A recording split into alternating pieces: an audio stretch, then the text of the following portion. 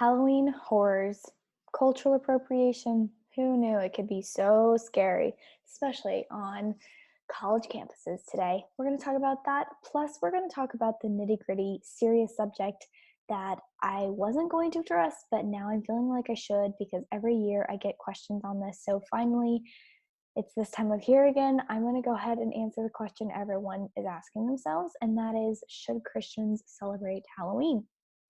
I am your host, Elisa Steele. This is Deconstructing the Culture.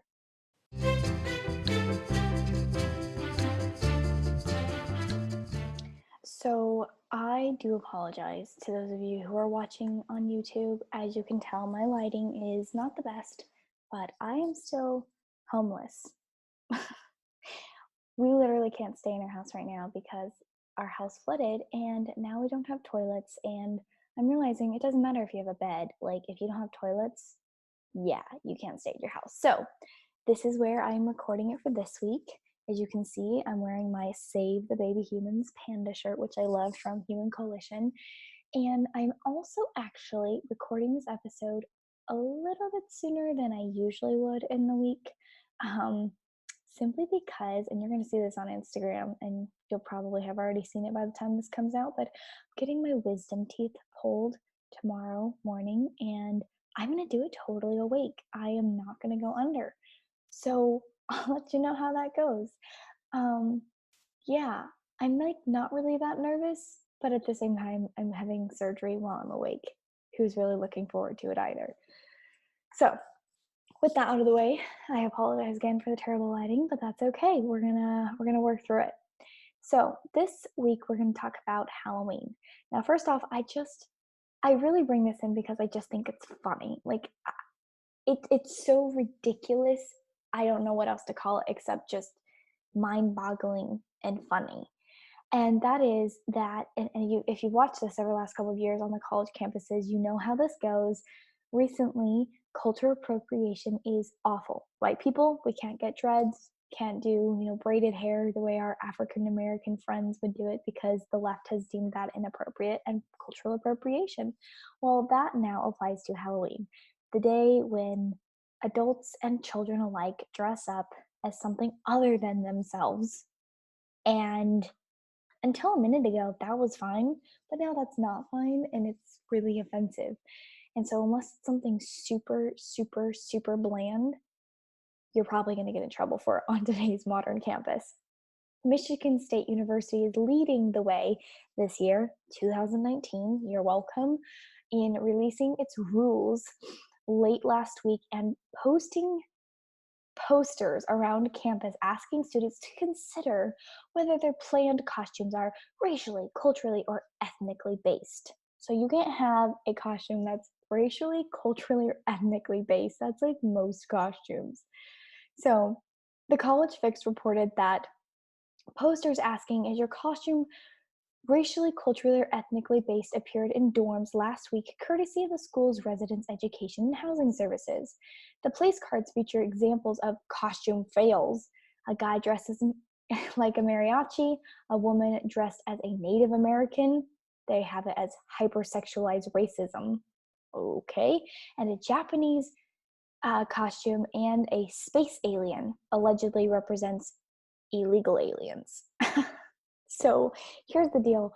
I think this is funny because I have totally been dressing up as so many racially, culturally, what was the other one they called it? Or ethnically based. Like, it's not racist to dress up as an Indian if you're not an Indian. Like, maybe you like Pocahontas.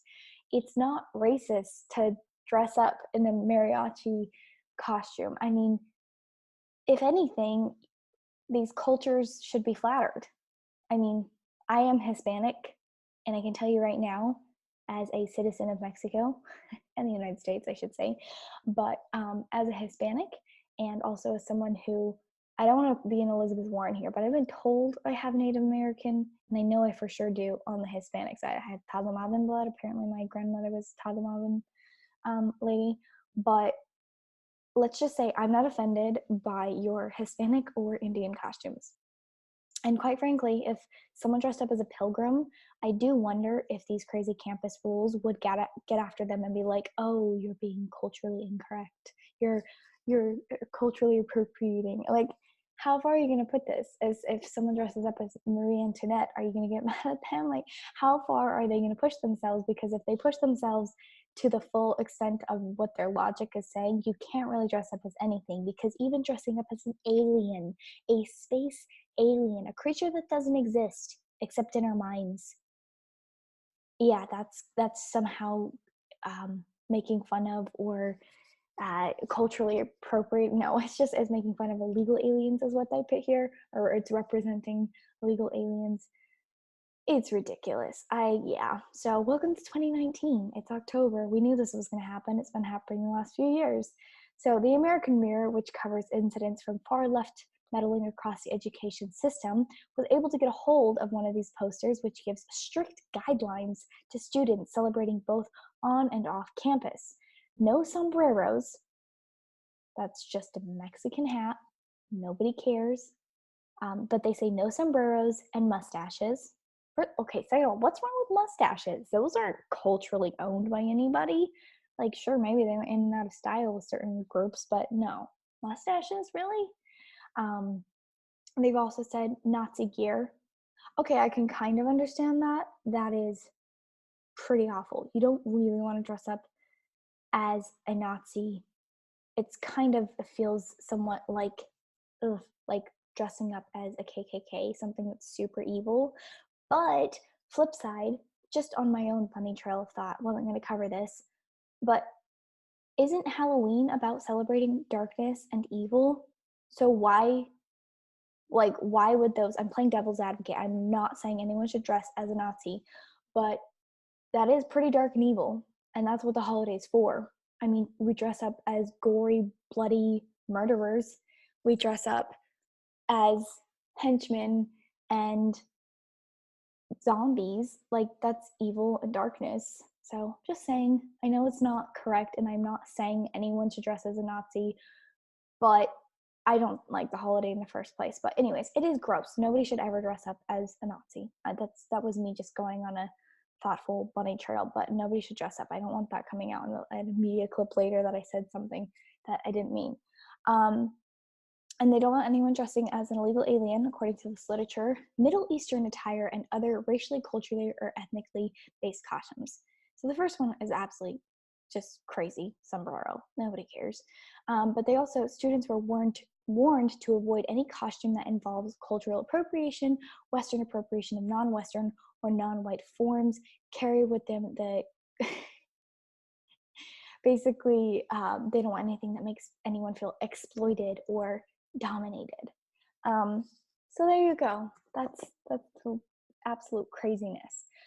But let's go back to what I was talking about before, about actually the founding of Halloween, which is super dark. Let's get real. We as Christians like to just kind of gloss over that fact, but Halloween is a celebration of darkness, and I think that's something that a lot of us have a hard time facing, because we have these warm, cuddly feelings of dressing up as a fairy or a dinosaur or Buzz Lightyear when we were a kid.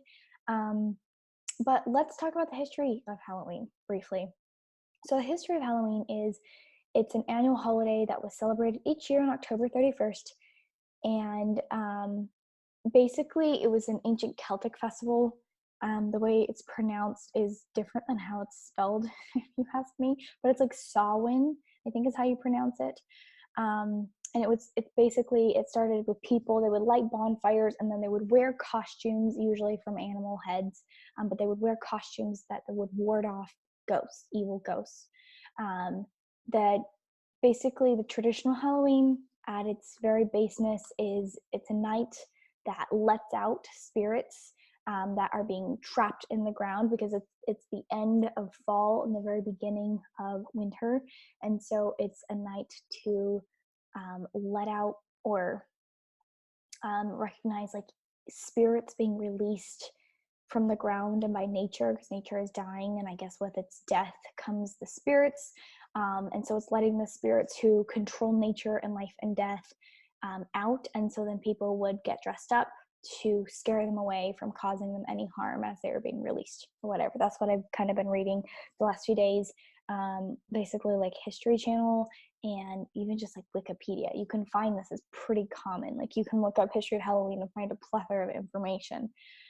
So I first want to just point out that Samhain and All Saints Day are different because some sources, if you read on the internet, they'll like try and combine them together, like All Saints Day and Samhain are the same. No, they're not. One is very much a pagan holiday, which is Samhain, and it's about evil spirits, and it's definitely not Christianity. And the other is All Saints, which was designated by the Pope, and that's a November 1st holiday. So different holiday altogether. So here's the thing. I have been struggling with this question of should Christians celebrate Halloween back and forth for a while. I went through a phase, I've known my husband now for close to 5.5 years, maybe longer. Been over 5 years, let's just put it that way. And I've gone back and forth with him asking like, our kids, they shouldn't celebrate Halloween at all, to, well, I just have so many good memories, going trick-or-treating with my mom, and he does too. And so it's just hard because we have softened it. We have taken the mainstream culture and turned it into something harmless, but at the root of Halloween, it is a celebration of darkness. And what's also concerning to me is if you look at the satanic calendar of holidays, Halloween is listed as one of their main holidays. They have like 4-ish main holidays, and Halloween is one of the biggest. Something that's also scary to me is they recognize that, and if they recognize that as in Satanists, then we Christians should recognize that too. So Anton LaVey, he's the founder of the Church of Satan and the author of the Satanic Bible. In an interview years ago, he actually is quoted, and you can look this up and it's 100% there, I promise, but he said, quote, "I'm glad that Christian parents let their children worship the devil at least one night out of the year," unquote. So the reality is, Halloween is viewed as a satanic holiday by Satanists. And, it did originally, from the Celtic Autumn Festival, to honor, dead spirits and let them be released. And we can try to ignore those roots, but I would say it's comparable to a Satanist trying to ignore the Christian roots of Christmas or Easter and being like, trying to celebrate that. We would still look at them and be like, but Christmas and Easter are a celebration of Christ's birth and his resurrection. And so even taking part of our Christian holidays is taking part in the celebration of Christ. I would say that no matter how mainstream we try to, or how tame we try to make Halloween, its origin and its roots is a celebration of darkness and spirits and things that are not Christian. So why are we celebrating them? Why are we taking part of that? So that's hard for me to get my mind around. And I'm saying this all in the spirit of exploring this question because I obviously, I'm not raising kids right now. So I still have a few more years before I have to really make this decision. And you know what? I don't know 100% how I'm going to do it. And I don't want to sound like a pure hypocrite, if 10 years down the road my kid goes trick-or-treating. I don't know yet. All I know is that it deeply troubles me every single year because every single year I feel like I have to revisit whether or not this is okay. And I struggle with this probably the same way a lot of you do. But, even though our culture, especially here in America, we've widely accepted Halloween as normal, it doesn't mean we Christians shouldn't at least question what's best for our family and what it's long-term doing to the culture of our country as well as to our children. The thing is, the roots of the holiday do matter. It does. Christmas has been made very, taken root in secular culture, but at the end of the day, the Christian roots in Christmas and Easter are so deep. It is about Christ. And I think the same goes for Halloween. It's a celebration of darkness and spirits, evil spirits. And one of the things that it says in the Bible, in Ephesians 5:11, actually, it says, have nothing to do with the fruitlessness, with the fruitlessness deeds of darkness, but rather expose them. So Halloween, is this part of darkness? I would say yes. How do we go about exposing them? I would say one is at least talking about it with our families. And there's a lot further you can go from there. Halloween, if you ask me, at the end of the day, is a dark, sinister holiday coated deeply with sugar. And it's a way of making adults and children alike feel familiar and fuzzy and comfortable with death and darkness and evil. And it's making it okay for us Christians to celebrate because we're making it cute to dress up in death and comfortable with us, in a world where suicide and depression and murder is real and dark. And then we have 1 month out of the year, one day, you can say it's one day, but it's really a month where we're surrounded in it everywhere we go, into stores. But we spend a month saturating our culture in a celebration of gore and death and, ghosts being hung in nooses or bloodied items. No. Why are we surrounding ourselves with this and making it uncomfortable? We need to expose it for what it is. It's evil. We don't celebrate in death. Christ came to conquer death. We don't celebrate death. And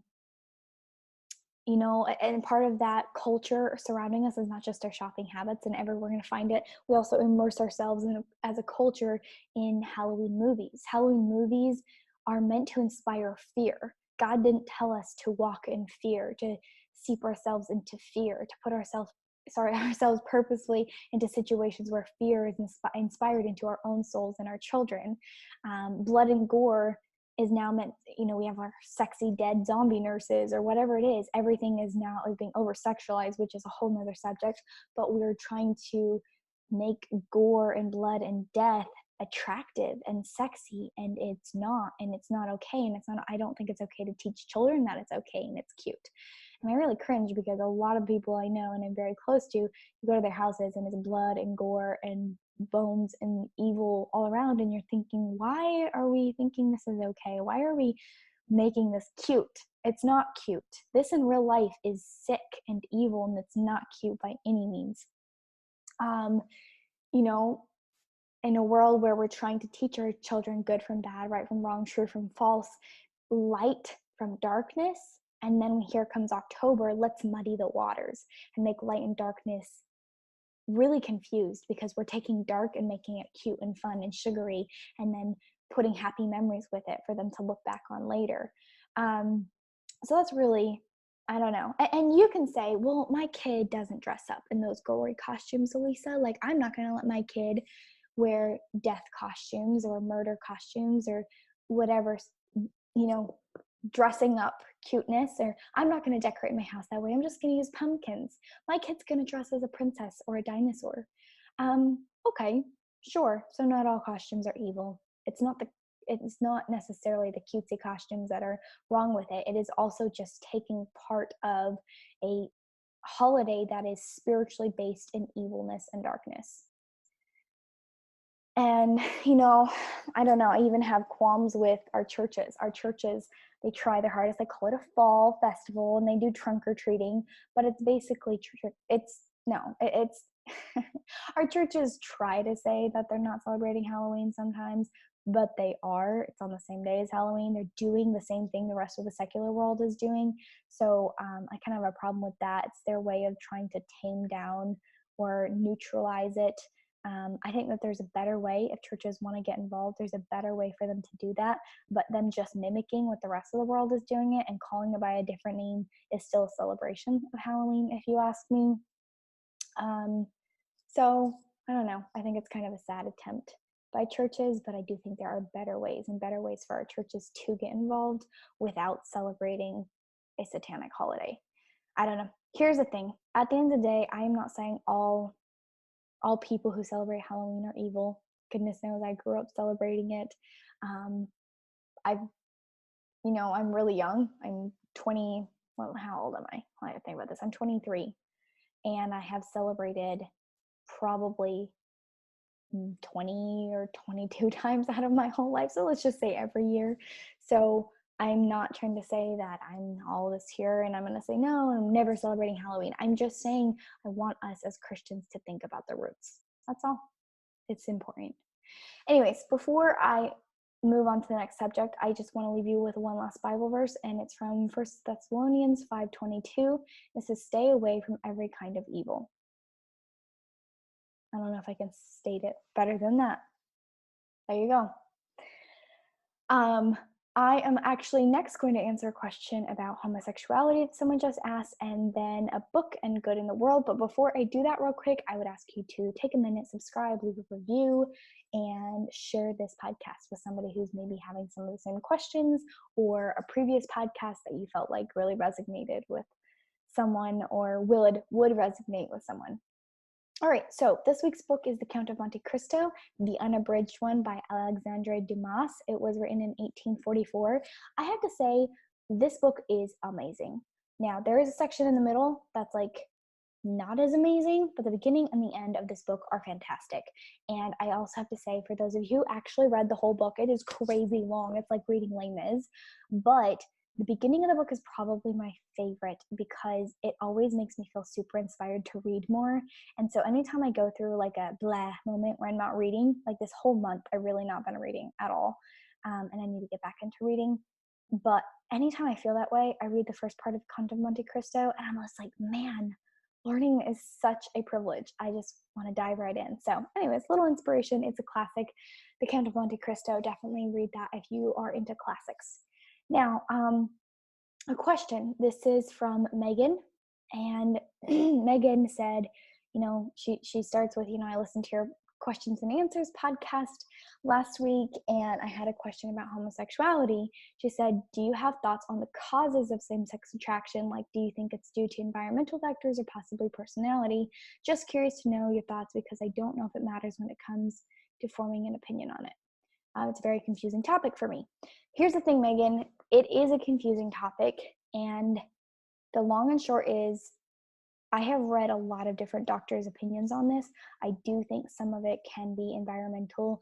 A lot of times, individuals who just, have gender confusion or same-sex attraction, they frequently come from abuse backgrounds.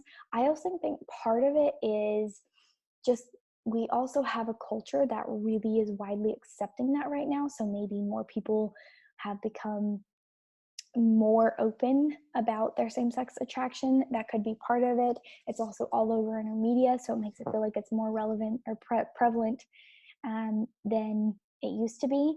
And then here's the thing. You followed up because I told you about some relatives of mine who are homosexual, and I love them. I really, really love them as individuals, and I'm totally and 100% stand by what I said in my last podcast about homosexuality and that sexual sin is sexual sin. And I look at homosexuality the same way I would the same way I would heterosexual people living together before marriage or sleeping together before marriage. The sin against yourself is what the Bible says. Sexual sin is wrong no matter what. But something that Megan, you asked after we talked about this a little bit, Megan followed up with the Bible, or she says, I'm questioning the Bible when it comes to homosexuality. I believe it's wrong, but if people are truly happy, what does that mean? And here's what I have to say to that. And I'm only bringing this up, Megan, because there are a lot of other people who have said the same thing to me. Like, how could it be so wrong if homosexuals are so happy with their homosexual partners? And my answer is sin can make you superficially happy. People who are sleeping together before marriage can feel very happy in that. Individuals who decide to commit adultery and be unfaithful to their spouse can feel temporarily happy in their sin. Sinning doesn't always mean you're going to be miserable. In fact, that's part of the attraction to sin, is it can feel like the happiness that we want. But long-term happiness and joy and salvation comes in following Christ and trying to our best ability to follow the guidelines and example Christ set for us. And it doesn't mean throwing out the Bible and its teachings to go after what makes us, quote, happy. So that's kind of my answer to that. Now we're going to end with good in the world. This story actually really makes me super happy.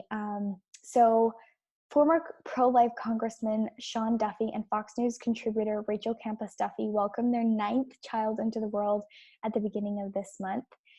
What I love about this, I met Rachel Campos Duffy years ago when I was still a student, and I think it was at a YAF conference. YAF is amazing. If you are in high school or college, definitely look it up. It's Young America's Foundation. Anyways, Rachel is amazing. She is truly wonderful inside and out, and what you see on TV or in speeches is what you get in real life. She's a delightful human being. I'm also a huge proponent of big families, so this also makes me super happy. 9 kids is freaking awesome. So she wrote on Facebook, Valentina was born with an extra chromosome, which means she also has Down syndrome. The extra chromosome certainly made her extra cute. Life is wonderful. I love this, and this is so beautiful to me. And I almost debated to call this good in the world, but I thought it made so much sense in a world where we are purposely finding out if our babies have Down syndrome in the womb and then purposely eliminating and killing those babies because of those special needs. I think it's so beautiful the way she announced this, and it is the good in the world that she is excited and ecstatic and loving on her baby. It doesn't matter to her if her baby has an extra chromosome. And so I just thought it was beautiful, and I can't even imagine how much joy and just happiness that this brought to parents who also have babies with special needs and still love their children no matter what. So I thought this was so awesome.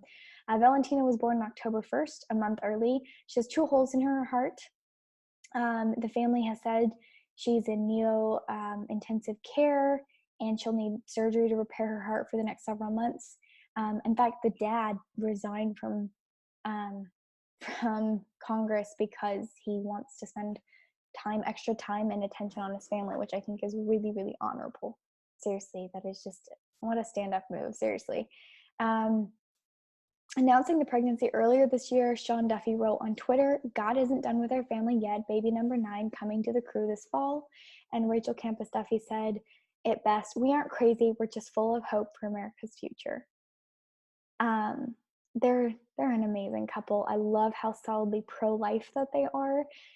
Something that they've written is it's pretty easy for us in the sense that we're lifers. We believe in life, and whatever gifts God gives us, we accept them. And it's going to be a great gift. Rachel, this is Rachel speaking. Yeah, it's going to be a little more stressful, but this little baby will have 8 other siblings to wrap their loving arms around her, and we're going to do it as a family. We'll figure it out, or we'll figure out a different way to balance our lives. Valentina, again, is their 9th child, and Campos Duffy says their older children could not be happier. When we visit her at the hospital, the kids fight over who can hold her. I don't blame them. She's the sweetest, most perfect angel we've ever seen, she said. This makes me so happy, and I feel like we need more of this. I want to see more of this. I want to see us celebrating babies, no matter their special needs, no matter what extra chromosomes they have. I believe that life is a gift and a blessing no matter what, and I don't believe in a culture that disregards people because they aren't exactly the way we expected or maybe even wanted. At the end of the day, all human life is valuable and beautiful, and we're made in the image of God, and I want to see more celebrations of life, and I think this is a celebration of life, and that's why I wanted to share it. God bless you. God bless the Duffy family, and wish me luck on my oral surgery tomorrow. All right, bye.